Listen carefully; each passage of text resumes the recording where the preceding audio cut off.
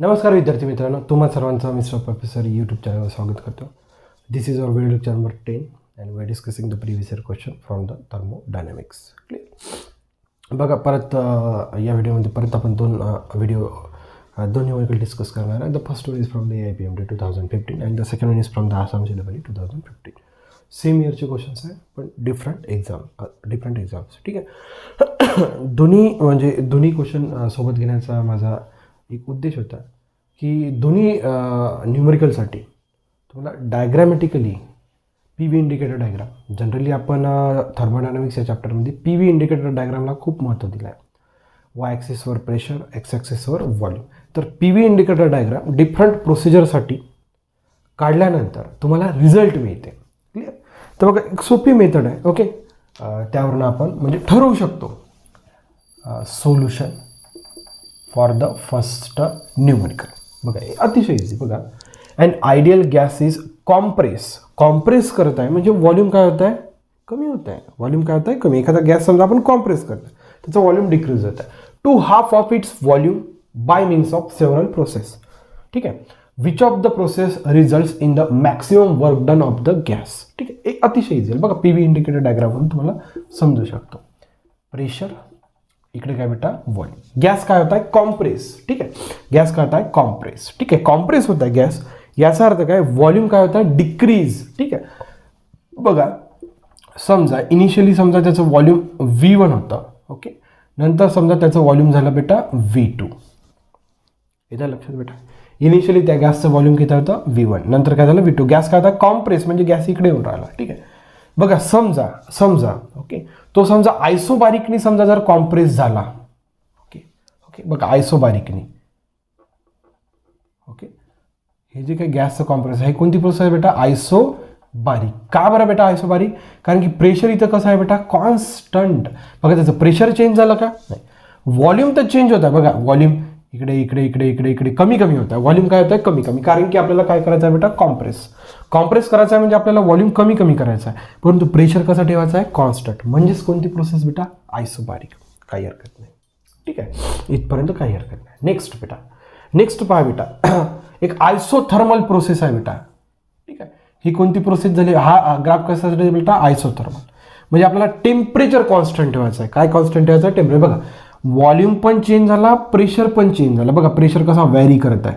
इथं लक्षात, इथे होतं प्रेशर व्हॅरी करत आहे. ठीक आहे. नंतर आहे बेटा पुन्हा एक प्रोसेस बेटा.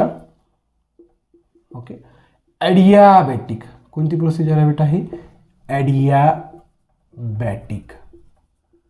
No exchange of heat. Exchange of heat किती राहते बेटा? 0. आयसोथर्मल म्हणजे टेम्परेचर कसं रे? कॉन्स्टंट. डिफरंट प्रोसिजरसाठी डायग्राम काढली. ओके, नेक्स्ट एक शेवटची राहिली बेटा आयसोकोरिक. आयसोकोरिकमध्ये आपल्याला काय कॉन्स्टंट ठेवावं लागते बेटा? व्हॉल्यूम. ओके, व्हॉल्यूम कॉन्स्टंट ठेवलं. आणि असं पॉसिबल आहे का? आपल्याला त्यांनी काय सांगितलं? व्हॉल्यूम चेंज करा. म्हणजे आयसोकोरिक प्रोसेससाठी आपल्याला डायग्रामच काढता नाही, ग्राफच नाही काढतात. कारण की आयसोकोरिकमध्ये व्हॉल्यूम काय ठेवावं लागते? कॉन्स्टंट. आणि त्यांनी काय म्हटलं? आपल्याला व्हॉल्यूम कॉम्प्रेस करा, डिक्रीज करा. व्हॉल्यूम डिक्रीज करायचं आहे, पण व्हॉल्यूम डिक्रीज करताना व्हॉल्यूम कॉन्स्टंट ठेवावं लागतं आयसोकोरिकसाठी. त्याच्यामुळे आयसोकोरिक इथं फिट नाही. त्याच्यामुळे आयसोकोरिक जर ऑप्शन दिसला तर तो ऑप्शन काय करायचा? आपल्याला डिलीट. क्लिअर झालं? ठीक आहे. आता त्यांनी आपल्याला काय विचारलं? Maximum work done. P V indicator डायग्राममध्ये जो काही ग्राफ राहते त्याचा खालचा जो काही भाग राहते तो काय इंडिकेट करते? Work done. जसं बघा, आयसोबारिकसाठी हा झाला तुमचा वर्क डन. आयसोथर्मलसाठी हा आणि हा. ॲडियाबॅटिकसाठी वरचा आणि खालचा. म्हणजे ॲडियाबॅटिकसाठी पहा एवढा वर्क डन आहे. ओके, आयसोथर्मलसाठी एवढा वर्क डन आहे. आयसोबारिकसाठी एवढा. सर्वात जास्त वर्क डन कोणाचा आहे बेटा? Adiabatic. Work done of adiabatic is greater than work done of isothermal is greater than work done of isobaric. म्हणजे सर्वात जास्त वर्क डन कोणाचा आहे? ॲडियाबॅटिकचा. कारण की ॲडियाबॅटिकचा ग्राफ बघा सर्वात वर गेलेला आहे आणि त्याच्या खालचा सर्व पूर्ण भाग म्हणजे काय डिनोट करतो? Work done. तसा आयसोबारिकचा पहा एवढाच भाग वर्क डन आहे. ॲडियाबॅटिकचा एवढा भाग आहे आणि आयसोथर्मलचा दोघांच्या मधात आहे. Therefore, work done of adiabatic is maximum. Therefore, the option number second one is the correct one. येतं लक्षात बेटा, पी व्ही इंडिकेटर डायग्रामवरून तुम्ही हा क्वेश्चन सॉल्व्ह करू शकला. एक पूर्ण कॉन्सेप्ट क्लिअर पाहिजे, त्याच्याशिवाय असं सॉल्व्ह नाही होत. ठीक आहे. सेकंड क्वेश्चन आहे बघा, अशाच फॉर्मॅटवर डिपेंड आहे. पॉज करून नोट डाऊन करा, म्हणजे आपण सेकंड क्वेश्चनकडे वळू शकतो. बघा आता सेकंड क्वेश्चन आहे याच फॉर्मॅटमधले आहे. पी व्ही इंडिकेटर डायग्रामनी तुम्ही तो क्वेश्चन सॉल्व्ह करू शकता. बघा न्यूमरिकल सेकंड क्लिअर. बघा an ideal gas is expand isothermally. Isothermally त्याला काय करायचं आहे, expand from volume V1 to V2 and then compress adiabatically to its original volume V1. काही हरकत नाही. If the initial pressure is P1, final pressure is P3 and the net work done is W, then what is the relation between pressure and work done? बघा एकदम simple. PV indicator डायग्रामच काढायचे इथे तुम्हाला. बघा this is pressure and this is volume. बघा and ideal gas is expand isothermally. ठीक आहे. बघा इनिशियली व्हॉल्यूम V1 होता, नंतर व्हॉल्यूम काय होता बेटा V2. आयसोथर्मली काय झालं बेटा, एक्सपांड. ठीक आहे. बघा आयसोथर्मली म्हणजे असं ग्राफ येते. ठीक आहे. आयसोथर्मली आत्ताच आपण ग्राफ काढला आयसोथर्मलसाठी, तो काय झाला बेटा, एक्सपांड झाला. बघा मी इकडे चाललो, बघा हा जो काय ॲरो आहे V1 पासून कुठे चालला V2, म्हणजे एक्सपांड झाला, व्हॉल्यूम वाढलं. ठीक आहे. त्याच्यानंतर same gas and compress adiabatically. Okay, मग तो इथपर्यंत आला आणि परत वापस गेला.